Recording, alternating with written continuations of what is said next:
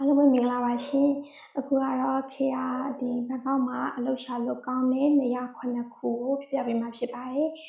ပထမတစ်ခုပေါ့နော်ပထမတစ်ခုကတော့စုခုဘစ်လမ်းမကြီးပဲဖြစ်ပါတယ်စုခုဘစ်လမ်းမကြီးကကြတော့သူကဆိုင်နေရာတနေရာနီးကပ်ရှိတယ်ပြီးတော့အမှဆူရှီဆိုင်နေ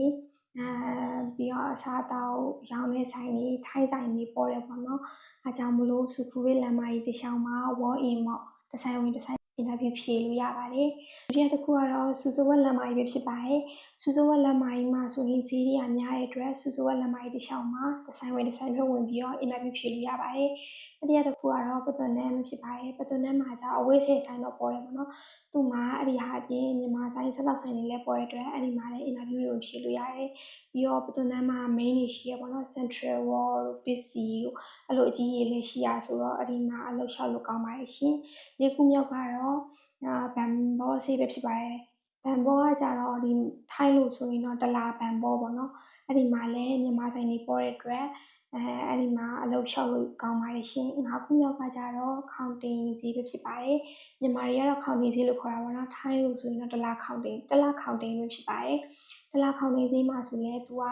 ဈေးဆိုင်တွေပေါ်တယ်ကုန်စိမ်းဆိုင်တွေများတယ်စတောက်ဆိုင်တွေပေါ်တဲ့အတွက်အဲ့ဒီမှာလည်းအလုပ်လျှောက်လို့ကောင်းပါတယ်ရှင်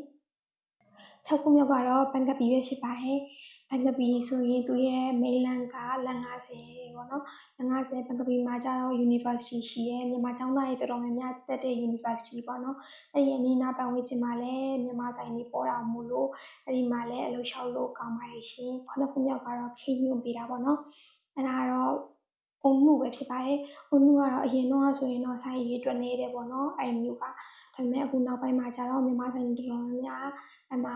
ဖွင့်လာကြတဲ့အတွက်အဲ့ဒီမှာလည်းအလုပ်လျှောက်ကြဖို့ခေကညွှန်ပေးပါတယ်ရှင်